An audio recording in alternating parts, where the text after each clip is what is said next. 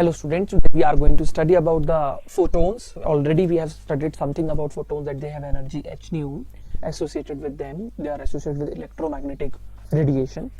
But अब एक बार दोबारा से photons की properties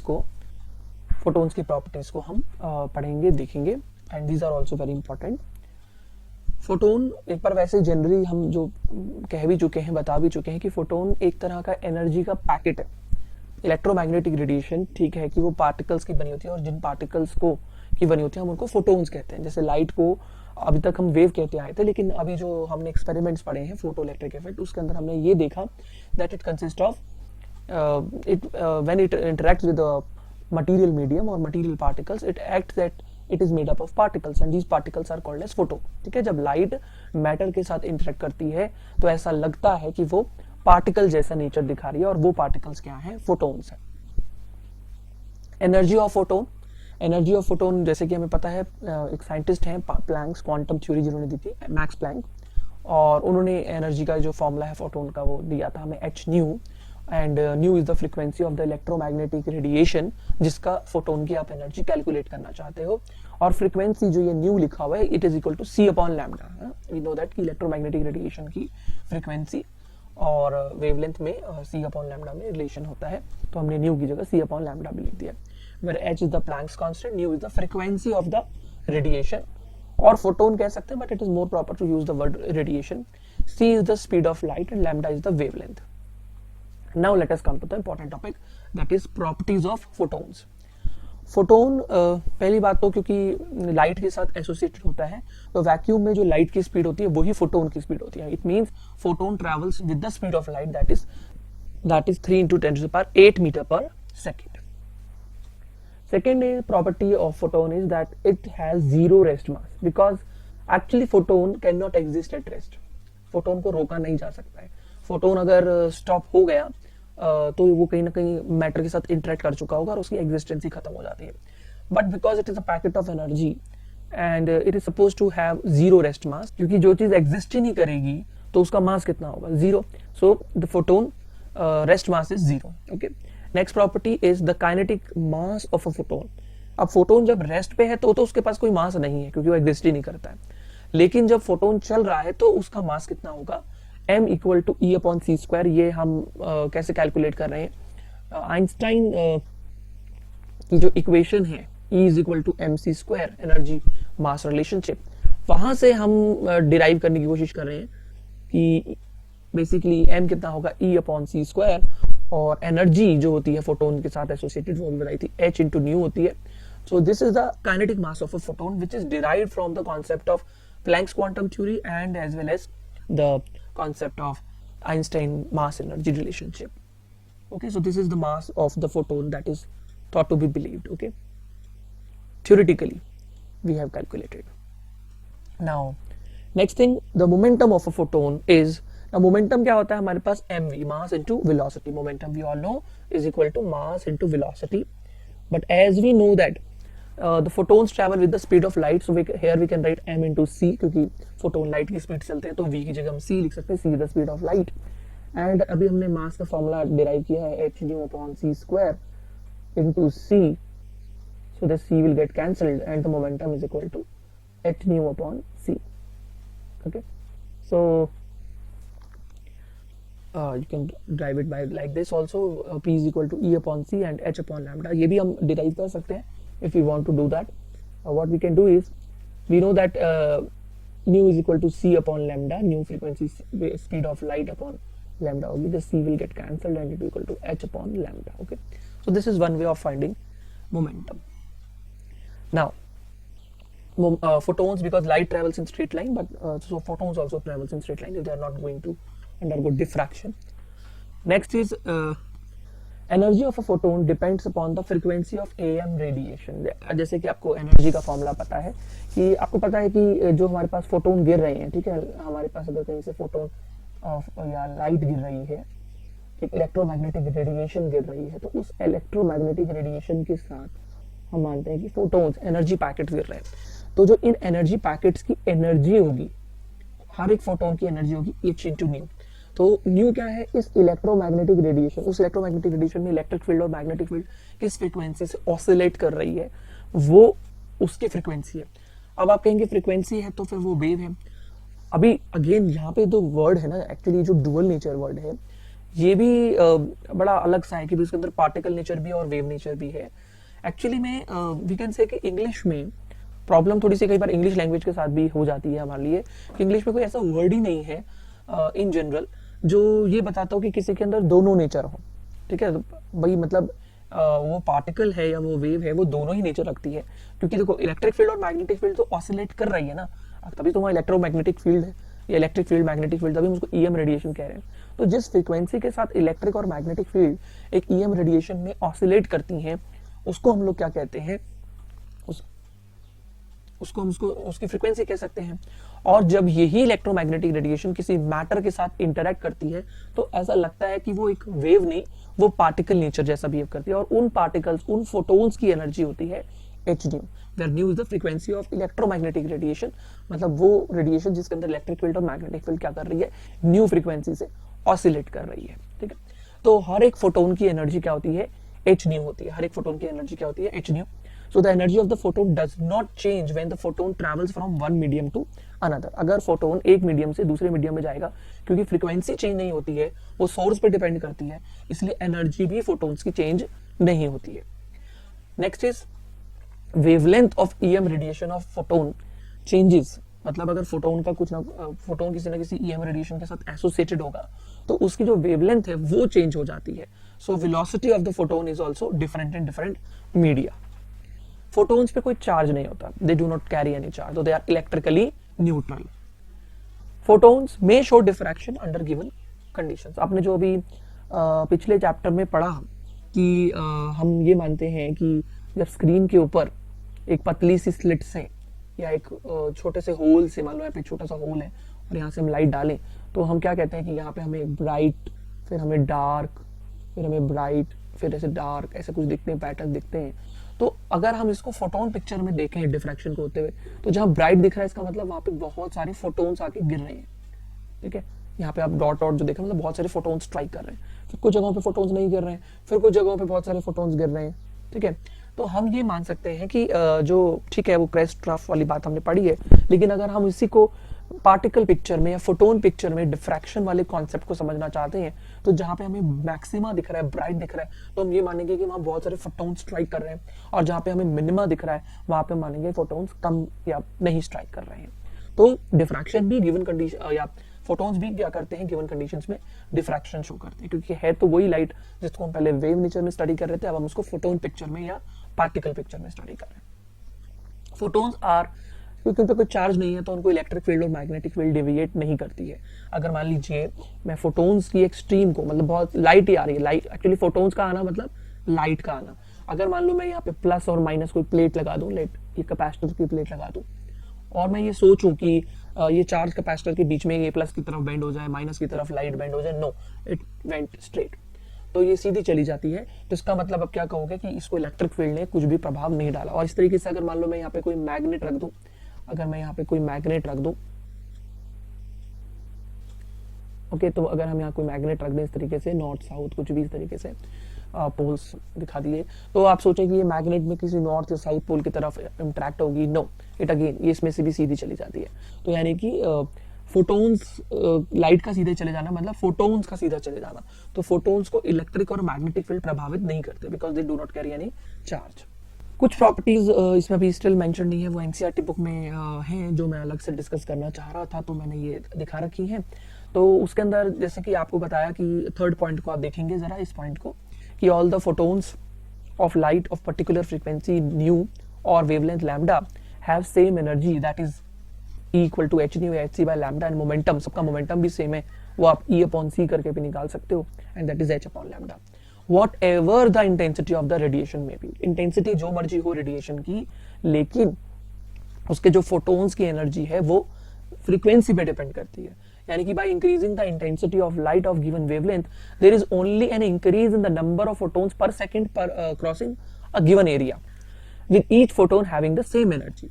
यानी कि जो फोटोन की एनर्जी है वो फ्रीक्वेंसी पे डिपेंड करती है, वो इंटेंसिटी पे डिपेंड नहीं करती। अगर आप इंटेंसिटी बढ़ा रहे हो तो आप केवल फोटोन्स की संख्या जो गिवन एरिया को क्रॉस कर रहे हैं किसी यूनिट टाइम में, केवल आप उसको इंक्रीज कर रहे हो। आप हर एक फोटोन की एनर्जी को नहीं इंक्रीज कर रहे हो, आप फोटोन्स की संख्या बढ़ा देते हो जब आप इंटेंसिटी बढ़ाते हो।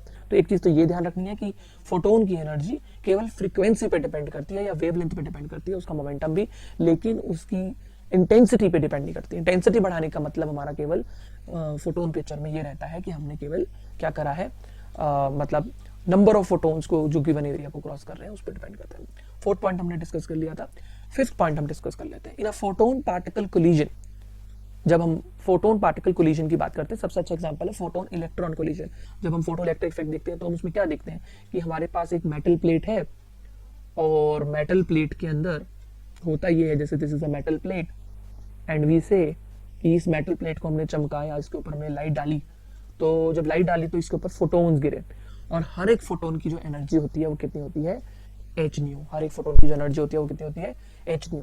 अब इसमें से क्या होता है, इलेक्ट्रॉन बाहर निकलता है। व्हाट हैपन दैट कि व्हेन फोटोन स्ट्राइक इलेक्ट्रॉन निकलता है। वो इलेक्ट्रॉन क्यों निकलता है, क्योंकि इलेक्ट्रॉन के ऊपर आके फोटोन स्ट्राइक करता है। ये फोटोन आया और वो इलेक्ट्रॉन के ऊपर इंटरेक्ट किया, तो जो फोटोन अपने साथ एनर्जी लाता है वो इलेक्ट्रॉन को बाहर निकालने यानी कि वर्क फंक्शन में इस्तेमाल होती है, वर्क फंक्शन में कन्वर्ट होती है, और साथ के साथ जो बच जाती है वो काइनेटिक एनर्जी में बदल जाती है। ऐसी मोमेंटम भी कंजर्व रहता है। तो जब फोटोन इलेक्ट्रॉन कोलिजन होता है या फोटोन का किसी पार्टिकल के साथ कोलिजन होता है, तो फोटोन की एनर्जी या इलेक्ट्रॉन की एनर्जी जो मिलाकर जो भी होती होगी, और फोटोन और इलेक्ट्रॉन सिस्टम का जो टोटल मोमेंटम है, ये दोनों कंजर्व रहते हैं। मतलब बिफोर कोलिजन और आफ्टर कोलिजन क्या रहते हैं, सेम।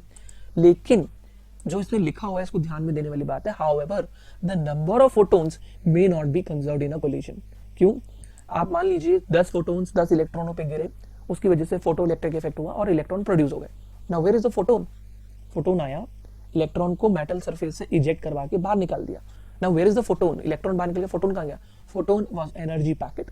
वो वर्क फंक्शन जो इलेक्ट्रॉन को निकालने के लिए मिनिमम एनर्जी चाहिए उसमें, और साथ के साथ वो आप क्या कह सकते हो कि इलेक्ट्रॉन की काइनेटिक एनर्जी में कन्वर्ट हो गया ना। फोटोन इज नो मोर, यहाँ फोटोन नहीं है, तो फोटोन गायब हो गया है इन द पिक्चर। अब यहाँ से सिचुएशन से फोटोन गायब हो गया है, तो फोटोन की संख्या यानी कि the number of photons may not be conserved, okay, may not be conserved in a collision. तो एनर्जी कंजर्व रहेगी, टोटल मोमेंटम कंजर्व रहेगा, लेकिन फोटोन्स के नंबर भी कंजर्व रहेंगे ऐसा जरूरी नहीं है। फोटोन एब्जॉर्ब भी हो सकते हैं, जैसे एब्जॉर्ब हो गया इलेक्ट्रॉन पे आके, या कई बार हम देखेंगे कि फोटोन क्रिएट भी हो सकते हैं, मतलब नंबर ऑफ फोटोन्स कई बार घट भी सकते हैं और ज्यादा भी हो सकते हैं। तो ये वाली बात थोड़ी अलग है कि जहां पे एक पार्टिकल जैसी चीज जिसे हम फोटोन कह रहे हैं, वो जब इलेक्ट्रॉन वाले पार्टिकल पे टक्कर मारता है तो उसकी वो वहां से गायब हो जाता है, उसकी energy momentum total energy total momentum रहते हैं, लेकिन कंजर्व रहते हैं, लेकिन उसकी संख्या the number of photons get change, okay.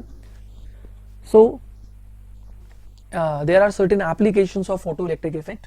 You can see it is used as in automatic fire alarm, automatic burglar alarm, scanners in television transmission. So these are different applications. If there is some flaws or holes in the finished goods, वो photo electric effect की मदद से light को strike करा के उसमें से निकलने वाले इलेक्ट्रॉन्स की पैटर्न को स्टडी करके हम लोग ये स्टडी कर सकते हैं in astronomy, to know the opacity of solids and liquid, switching, automatic switching of street lights, okay. जैसे कि हमें पता है कि अगर लाइट गिरेगी जिस समय मान लो दिन के टाइम पे, तो जब लाइट गिरेगी तो इलेक्ट्रॉन्स निकल सकते हैं मेटल सरफेस से, फोटो इलेक्ट्रिक इफेक्ट हो सकता है, लेकिन रात के टाइम पे फोटो इलेक्ट्रिक इफेक्ट नहीं होगा या कम हो जाएगा एकदम से, तो उससे हम ये पता लगा सकते हैं कि लाइट को कब ऑन कब ऑफ हम उसकी मदद से कर सकते हैं। To control the temperature of the furnace, photometry, okay, so there are different applications of photoelectric effect. Now let us study a very important topic, that is failure of wave theory in explaining photoelectric effect. Photo electric effect या photo electric effect के जो laws हैं उसको explain करने के लिए wave theory कैसे fail हो जाती है उसके बारे में हम लोग अब बात करेंगे। और एक तरीके से हम ये भी कह सकते हैं कि सक्सेस ऑफ फोटोन थ्योरी या पार्टिकल थ्योरी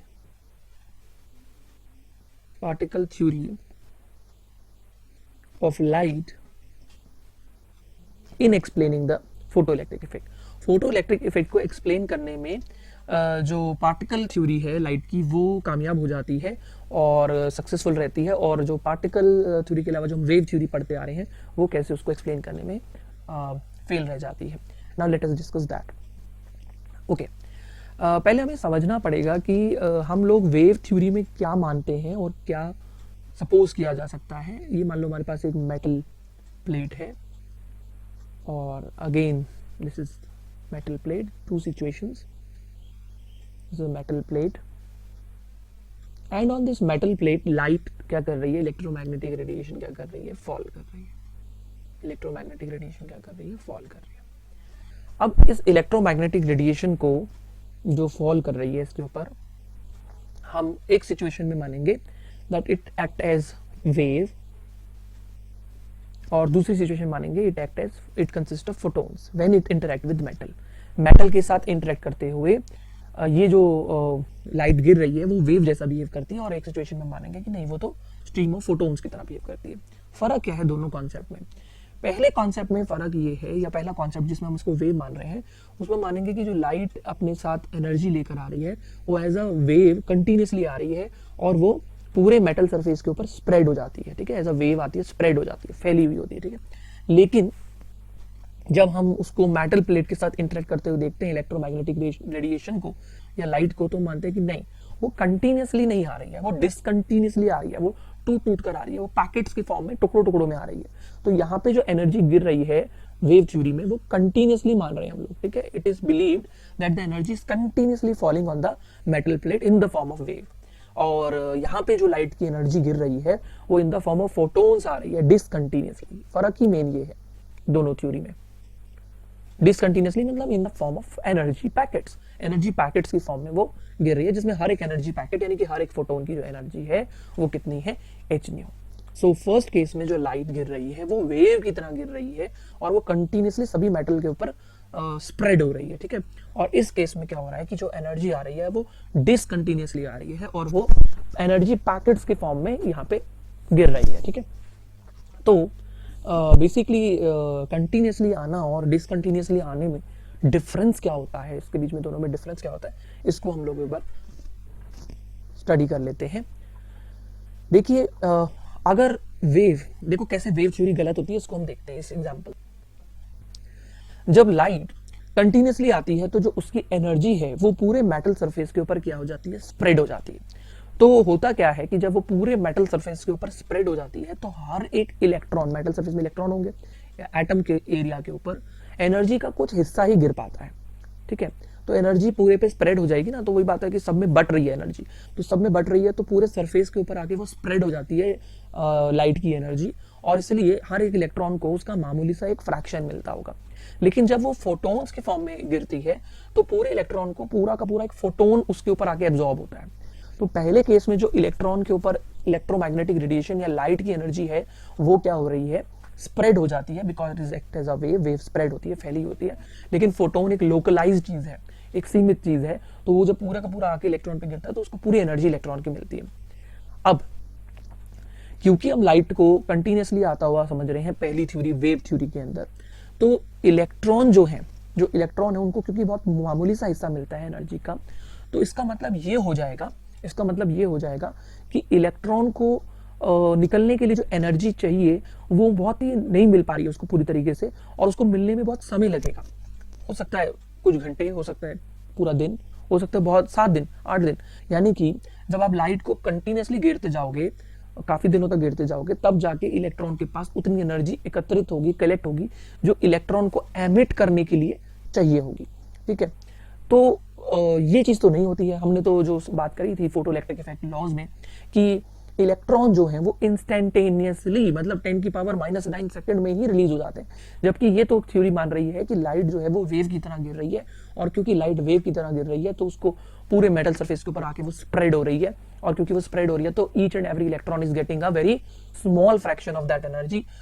हर एक इलेक्ट्रॉन के ऊपर बहुत ही थोड़ा सा हिस्सा उस एनर्जी का गिरता होगा, और वो नाकाफी है, इनसफिशिएंट है इलेक्ट्रॉन को एकदम से रिलीज करने के लिए। फिर रिलीज कब होगा इलेक्ट्रॉन, अगर इस तरीके से हम बात को माने, वो तभी होगा जब उसके पास इतनी एनर्जी कलेक्ट हो जाएगी धीरे धीरे कि वो इलेक्ट्रॉन को एमिट करने के लिए काफ़ी हो जाए, न्यूक्लियस की फील्ड, एटम की फील्ड से इलेक्ट्रॉन बाहर निकल जाए। बट इसका मतलब तो इलेक्ट्रॉन को बहुत समय लगने वाला है निकलने के लिए, लेकिन ऐसा नहीं होता, इलेक्ट्रॉन तो तुरंत निकल जाता है, एकदम से निकल जाता है। तो यानी कि इस कॉन्सेप्ट में कुछ गड़बड़ है। हाँ, लेकिन दूसरी तरफ अगर हम फोटोन्स का बना हुआ माने लाइट को, जो लाइट गिर रही है ना, वो फोटोन्स के फॉर्म में यहाँ से आ रही है, और फोटोन्स के फॉर्म में अगर आएगी तो डिसकंटिन्यूअसली एनर्जी पैकेट्स गिर रहे हैं, और पूरा का पूरा एक फोटोन एक इलेक्ट्रॉन पे जब एब्जॉर्ब होता है तो वो पूरी एनर्जी के साथ एकदम से बाहर निकल सकता है। तो और वो एकदम से निकल सकता है, कहने का मतलब, तो अगर वो इलेक्ट्रॉन एकदम से तभी निकल सकता है जब वो फोटोन पिक्चर में हम मानकर चलेंगे। अब अगर इलेक्ट्रॉन की एनर्जी को, अगर मैं थोड़ी देर के लिए, वैसे तो ये थ्योरी में यही बात गलत हो गई कि इंस्टेंटेनियसली इलेक्ट्रॉन नहीं निकल पाएगा, लेकिन अगर इलेक्ट्रॉन की जो एनर्जी है उसको इसी तरीके से कलेक्ट होना है धीरे धीरे, है ना, मान लेते हैं चलो 24 घंटे बाद इलेक्ट्रॉन निकल जाएगा, एनर्जी को कलेक्ट करने के बाद एकदम से नहीं भी निकलता है, जबकि ये वाली बात गलत है, ऑब्जर्व बात से फर्क रख रही है, जो देखा उससे अलग रख रही है बात। लेकिन अगर चलो मान भी लें थोड़ी देर के लिए इस चीज को, तो इसका मतलब एनर्जी ने तो इलेक्ट्रॉन के ऊपर आके कलेक्ट होना है ना, स्प्रेड होना है और धीरे धीरे कलेक्ट होना है एक इलेक्ट्रॉन के ऊपर। तो जो वेव की एनर्जी जो पूरे मेटल सरफेस पे आके स्प्रेड हो गई है और इलेक्ट्रॉन को बहुत थोड़ा थोड़ा करके मिल रही है, कलेक्ट होती जा रही है, तो फिर थ्रेशोल्ड फ्रीक्वेंसी की जरूरत क्या है? थ्रेशोल्ड फ्रीक्वेंसी की जरूरत क्या है? जब इलेक्ट्रॉन के ऊपर आके एनर्जी कलेक्ट हो जाएगी तो अपने आप ही आप क्या कहोगे, इलेक्ट्रॉन निकल जाएगा वहां से, ठीक है। तो थ्रेशोल्ड फ्रीक्वेंसी हो लाइट की या ना हो, धीरे धीरे आके एनर्जी कलेक्ट हो रही है और इलेक्ट्रॉन जब मिल जाएगी, स्टोर हो जाएगी, तब वो बाहर निकल जाएगा, तो there is no need of threshold frequency. तो ये वाली बात तो मतलब कम थ्रेशोल्ड फ्रीक्वेंसी से लाइट हो या फिर थ्रेशोल्ड फ्रीक्वेंसी से ज्यादा वाली लाइट हो तो भी वो बाहर निकल जाएगी, कम हो तो भी निकल जाएगी। बट हमने ये वाली बात डिस्कस की है कि जब तक आप थ्रेशोल्ड फ्रीक्वेंसी से ज्यादा की लाइट नहीं डालते हो, ज्यादा फ्रीक्वेंसी की लाइट नहीं डालते हो, तब तक फोटो इलेक्ट्रिक इफेक्ट नहीं होता है। फोटो इलेक्ट्रिक इफेक्ट तभी होगा जब आप थ्रेशोल्ड फ्रीक्वेंसी से ज्यादा लाइट डालोगे। तो यही तो बात हम डिस्कस कर रहे हैं कि जो हमारी वेव थ्योरी है वो तो हो गई फेल। लाइट को लेकर जो हमारी वेव थ्योरी है वो फोटो इलेक्ट्रिक इफेक्ट को एक्सप्लेन करने में फेल हो रही है। क्यों? क्योंकि वो ये मान रही है कि लाइट वेव की तरह गिरती है, उसकी एनर्जी कंटिन्यूसली आके पूरे मेटल सरफेस पे आके स्प्रेड होती है और इलेक्ट्रॉन को उस एनर्जी का बहुत ही हिस्सा कम मिलता होगा। क्यों? क्योंकि वो स्प्रेड हो रही है, वो बट रही है, फैल रही है पूरे मेटल सरफेस पे एज अ वेव कंटिन्यूसली आके। तो हमें जो ऑब्जर्व फैक्ट्स हैं फोटो इलेक्ट्रिक इफेक्ट में वो हमें देखने को नहीं मिल रहे हैं, ठीक है। जैसे कि हम क्या कह रहे हैं कि अगर वेव थ्योरी की बात माने, according to wave theory electron should have taken a large amount of time to get emit, ठीक है, उसको लार्ज टाइम लगेगा निकलने के लिए, 1 दिन, ठीक है, 2 दिन, 3 दिन, 4 दिन, कुछ इतना भी लग सकता है। तो लार्ज टाइम लगना ये बताता है कि भाई वेव थ्योरी गलत है, क्योंकि वेव थ्योरी कह रही है कि उसको बहुत ज्यादा समय लगना चाहिए, जबकि हम एक्चुअल में जो देखते हैं कि इलेक्ट्रॉन एकदम से बाहर रिलीज हो जाता है, वो तभी पॉसिबल है जब लाइट फोटोन्स की बनी हो, ठीक है। और दूसरा, no need of threshold frequency, no need of threshold frequency, threshold frequency की आपको आवश्यकता ही नहीं है अगर वेव थ्योरी की बात मान लें, ठीक है। लेकिन ऐसा नहीं है, जब तक थ्रेशोल्ड फ्रीक्वेंसी या उससे ज्यादा की फ्रीक्वेंसी की लाइट नहीं गिरती है तो फोटो इलेक्ट्रिक इफेक्ट नहीं होता है। So here in NCERT book also from this paragraph I can say, according to the wave picture of light, अगर वेव पिक्चर की बात माने, the free electrons at the surface of the metal absorb the radiant energy continuously, ठीक है, वो radiant energy को continuously absorb करते हैं। वेव का मतलब ही क्या है? Something that is flowing continuously. So the greater the intensity of radiation, the greater will be the amplitude of the electric and magnetic field. Consequently, the greater will be the intensity and the greater should be the energy absorbed of each electron. In this picture, the maximum kinetic energy of photoelectrons on the surface is then expected to increase with the increase in intensity. Also, no matter what frequency of the radiation is, a sufficiently intense beam of radiation over sufficient time should be able to impart enough energy to the electrons. वही बात होगी ना कि कोई frequency, no matter what is the frequency of radiation, कोई भी frequency होगी तो फिर वो फोटो इलेक्ट्रिक इफेक्ट एक लंबे समय में, अगर उसको प्रॉपर टाइम मिल गया, लॉन्ग टाइम मिल गया, तो वो इतनी एनर्जी दे देगी कि जो इलेक्ट्रॉन को एस्केप करने के लिए मेटल सरफेस के लिए काफी होगा, ठीक है। लेकिन ऐसा कुछ नहीं है। We have also seen that कि जो काइनेटिक एनर्जी होती है इलेक्ट्रॉन की वो फ्रीक्वेंसी पे डिपेंड करती है, इंटेंसिटी पे डिपेंड नहीं करती। तो कुछ बातें ऐसी हैं जो हम कह सकते हैं, जो एक्सपेरिमेंट दिखा रहे हैं वो एक्सप्लेन नहीं कर पा रही कौन सी थ्योरी, वेव थ्योरी, और कौन सी थ्योरी एक्सप्लेन कर पा रही है फोटोन पिक्चर या फोटोन कॉन्सेप्ट जो है लाइट का, वो एक्सप्लेन कर पा रहा है, ठीक है। तो ठीक है, कुछ एक्सपेरिमेंट्स हैं जो इंटरफेरेंस, डिफ्रैक्शन, जो अच्छे से एक्सप्लेन किए जा सकते हैं वेव थ्योरी से, लेकिन फोटो इलेक्ट्रिक इफेक्ट नहीं एक्सप्लेन किया जा सकता। इसका मतलब जो लाइट है उसके अंदर मैटर के साथ इंटरेक्ट करते हुए या मेटल सरफेस के साथ फोटो इलेक्ट्रिक इफेक्ट कराते हुए वेव नेचर नहीं पार्टिकल नेचर दिखाई देता है, मतलब उसके अंदर दोनों नेचर है। ओके, सो आई थिंक आप ये दो बातें लिख सकते हो कि वेव थ्योरी के अकॉर्डिंग इलेक्ट्रॉन को निकलने में लार्ज टाइम लगेगा और एनर्जी कलेक्ट करने के लिए एनर्जी स्प्रेड हो जाएगी अगर वो वेव है, और जबकि ऐसा एक्चुअल में नहीं दिखा जाता है। और फिर थ्रेशोल्ड फ्रीक्वेंसी की ज़रूरत ही नहीं है, क्योंकि जब वो एनर्जी कलेक्ट होगी तो फोटो इलेक्ट्रिक इफेक्ट हो जाएगा। तो लेकिन ये वाली बात भी ट्रू नहीं है, आप जितनी मर्जी समय तक थ्रेशोल्ड फ्रीक्वेंसी से कम फ्रीक्वेंसी की लाइट डालते रहो, फोटो इलेक्ट्रिक इफेक्ट नहीं होने वाला। तो ये सारी बातें हमें समझाती हैं कि वेव थ्योरी किस तरीके से फोटो इलेक्ट्रिक इफेक्ट को एक्सप्लेन करने के लिए रॉन्ग है और जो आपकी पार्टिकल थ्योरी है वो सक्सेसफुल है। नाउ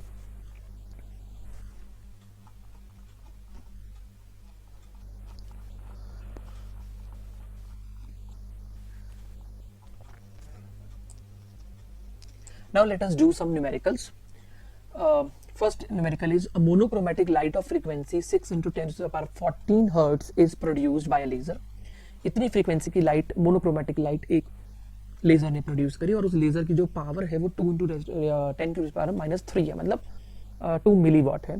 अब हमसे फर्स्ट पार्ट में पूछा है what is the energy of the photon, और सेकंड पार्ट में पूछा है व्हाट इज द या how many photons per second on an average are emitted by the source. तो अगर हम इसकी बात करें तो वी नो दैट कि फोटोन की जो एनर्जी होती है, फर्स्ट पार्ट में एनर्जी निकालनी है, वो होती है h nu. H Planck's constant, it's value 6.63 into 10 to the power -34 और फ्रीक्वेंसी हमारे पास 6 into 10 to the power 14। So when you will solve it you will gate 6.63 into 6 that will be 39.8 और ये 10 की पावर आपके पास -20 आएगा, थोड़ा एडजस्ट करेंगे तो पॉइंट्स को, तो 3.9 into 10 की पावर -19 जूल आ गए। और सेकंड पार्ट में हमसे पूछा गया है कि कितने फोटोन्स पर सेकंड सोर्स में से एमिट हो रहे हैं। अब देखिए, जो लेजर लाइट या जो भी लाइट आप यूज कर रहे हैं, उस लाइट में से हम तो कह रहे हैं कि लाइट रिलीज हो रही होगी, लाइट ऐसे ऐसे करके उसमें से रिलीज हो रही होगी, बट उसके अंदर तो फोटोन्स हैं, हम कॉन्सेप्ट मानेंगे फोटोन्स के बने हुए हैं वो, तो कितने फोटोन्स हर सेकंड निकल रहे होंगे। तो आपको पता है power is equal to energy या वर्क डन बाय टाइम। तो पर सेकंड का है तो 1 सेकंड ले लेते हैं। अब एनर्जी कितनी होगी, हर एक फोटोन के पास कितनी एनर्जी है, एच न्यू। 3 के पास कितनी होगी, 3 इंटू एच न्यू। बहुत सारे अगर एन फोटोन्स होंगे तो उनके पास कितनी होगी, एन इंटू एच न्यू। हर एक फोटोन के पास कितनी एनर्जी है, एच न्यू, लेकिन हमारे पास लेजर लाइट में से एक ही फोटोन थोड़ा निकलेगा, मतलब एन फोटोन निकलेंगे।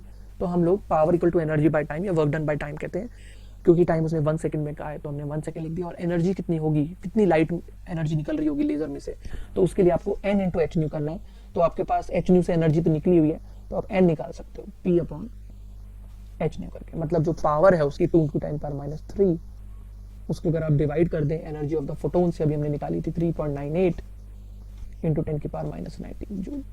So when you solve it you will get the answer and that is 5 into 10 की पावर 15 फोटोन्स, यानी कि इतने फोटोन्स हर सेकंड मेटल सरफेस से रिलीज, इतने फोटोन्स लेजर में से रिलीज हो रहे होंगे। Next question, good question, important question. The work function of caesium metal, है ना, वर्क फंक्शन ऑफ सीजियम हमने बात भी करी थी। It is a very good photo sensitive material, most easily electron can be emitted from it. Work function इतना है, हमें थ्रेशोल्ड फ्रीक्वेंसी निकालनी है सीजियम की, वो तो हम फटाफट निकाल लेते हैं क्योंकि हमें वर्क फंक्शन पता है। हमें क्या पता है, वर्क फंक्शन पता है, तो हम बहुत आसानी से निकाल सकते हैं। वर्क फंक्शन का फॉर्मूला क्या होता है, एच न्यू नॉट, और यहां से आपके पास न्यू नॉट कितना आएगा, और this implies work done upon या वर्क फंक्शन अपॉन एच।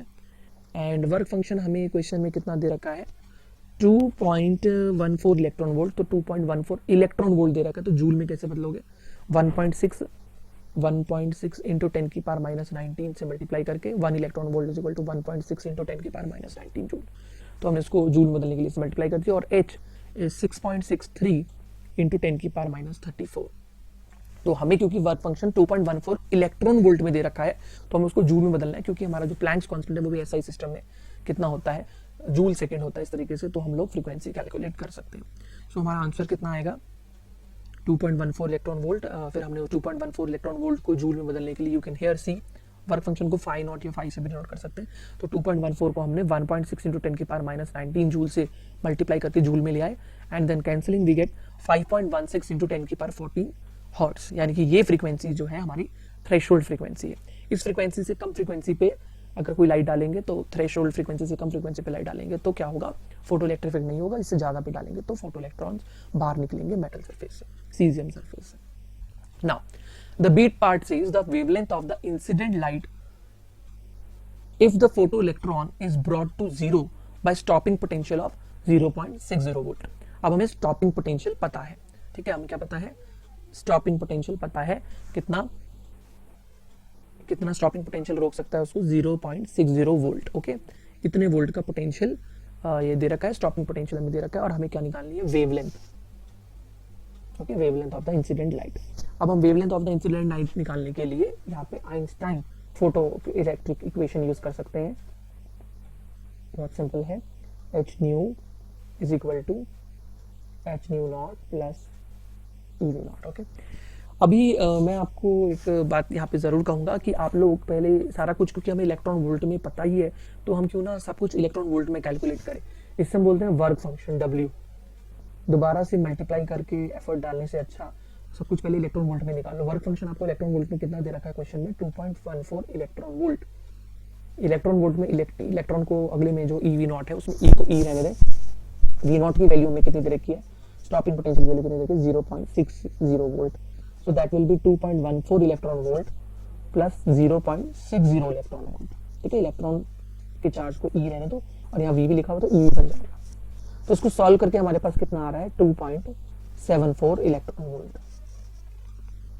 अब आप फिर से आसानी से कैलकुलेशन कर सकते हैं, यहाँ से एच न्यू में जो एच की वैल्यू है वो रखने, अगर आपको फ्रीक्वेंसी निकालनी है पहले तो 2.74 इस इलेक्ट्रॉन वोल्ट को अब जूल में बदल लें, आपका काम आसान हो गया। 2 बार करने से अच्छा एक ही बार करना पड़ेगा यहाँ पे, जूल में कन्वर्ट उसको, और एच की वैल्यू आप डिवाइड में ले ही गए हैं।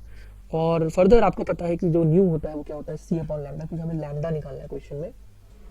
2.74 इंटू 10 की पावर 1.6 इंटू 10 की पावर माइनस 19, और प्लैंक्स कांस्टेंट की वैल्यू 6.63 इंटू 10 की पावर माइनस 19। अभी थोड़ा सॉल्व और करना पड़ेगा आपको। सी की वैल्यू 3.3 इंटू 10 की पावर 8 मीटर पर सेकेंड डालनी है और उसको डिवाइड में लेके जाना।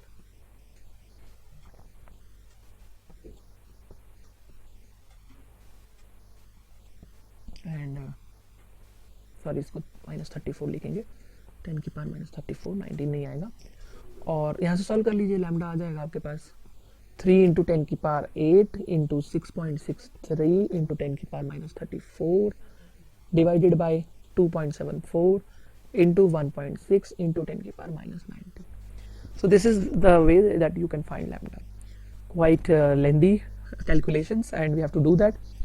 Okay, and by doing so, these calculations we get 494 nanometer. Okay, this is the wavelength of the electromagnetic radiation. But the point is that you should be wise enough.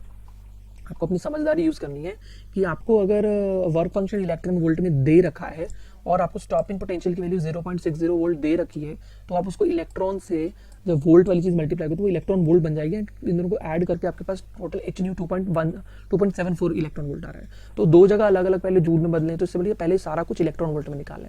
आपको मैं एक शॉर्टकट और बता सकता हूँ सॉल्व करने के लिए न्यूमेरिकल्स को, कि अगर जो ये आपके पास फॉर्मूला है एनर्जी ऑफ फोटोन का फॉर्मूला क्या है, एच न्यू, और न्यू क्या होता है, सी अपॉन लैम्डा। ठीक है, तो ये जो आप एच इंटू सी सॉल्व करते हो, या यहाँ से अगर आप लैम्डा निकाल रहे हो तो वो कितना होगा हमारे पास, एच सी अपॉन ई। ओके, तो उसमें कैलकुलेशंस काफ़ी बढ़ जाती हैं। अभी आपको एच की वैल्यू रखनी है, अभी आपने ऊपर देखा एच रखा फिर सी रखा। The point is that the point जो शॉर्टकट है वो याद रखने का, वो क्या है कि अगर हम सबको सॉल्व करें, और हम क्योंकि आमतौर पर एनर्जी इलेक्ट्रॉन वोल्ट में हमें या तो दी होती है या निकालनी होती है, अगर हमें इलेक्ट्रॉन वोल्ट में एनर्जी पता है फोटोन की, तो हम इसको बस 1240 से डिवाइड करेंगे। सारा कुछ सॉल्व करने पे आया तो जो वेवलेंथ है वो आपकी नैनोमीटर में आ जाएगी। ठीक है, तो अगर आपको, या ऐसा उल्टा भी कर सकते हैं हम लोग कि अगर आपको इलेक्ट्रॉन की एनर्जी इलेक्ट्रॉन वोल्ट में चाहिए, अगर आपको फोटोन की एनर्जी इलेक्ट्रॉन वोल्ट में चाहिए, तो आप 1240 से लैम्डा की वैल्यू को अगर डिवाइड कर दें नैनोमीटर में, तो आपके पास फोटोन की एनर्जी आ जाती है। तो फोटोन की एनर्जी का वैसे तो फॉर्मूला एच न्यू है, no doubt it is h nu, लेकिन अगर आपको वेवलेंथ नैनोमीटर में दे रखी है तो और आपको इलेक्ट्रॉन की फोटोन की एनर्जी निकालनी है इलेक्ट्रॉन वोल्ट में, तो आप ऐसे आसानी से 1240 बाई लैम्डा करके निकाल सकते हो। और अगर ऐसे आपको लैम्डा नैनोमीटर में निकालना है तो आप इलेक्ट्रॉन वोल्ट की एनर्जी फोटोन की एनर्जी को इलेक्ट्रॉन वोल्ट वाली यूनिट्स में अगर डिवाइड करेंगे तो आपके पास आंसर आ जाएगा। अब यही क्वेश्चन कितना आसान बन जाता, ये जो इतनी बड़ी कैलकुलेशन है तो ये बहुत आसान बन जाती है, क्योंकि इसमें वेवलेंथ निकालनी थी। तो हम कैसे निकाल सकते थे wavelength? Wavelength is equal to 1240 by energy of electron in electron volt, energy of photon in electron volt. तो 1240 डिवाइड बाय कितना आया था 2.74 and when you will get 454 nanometer. And यही हमारी चीज जो आ रही थी, ये बहुत लंबी कैलकुलेशंस आ रही थी and the calculations become quite easier. So energy of photon is equal to 1240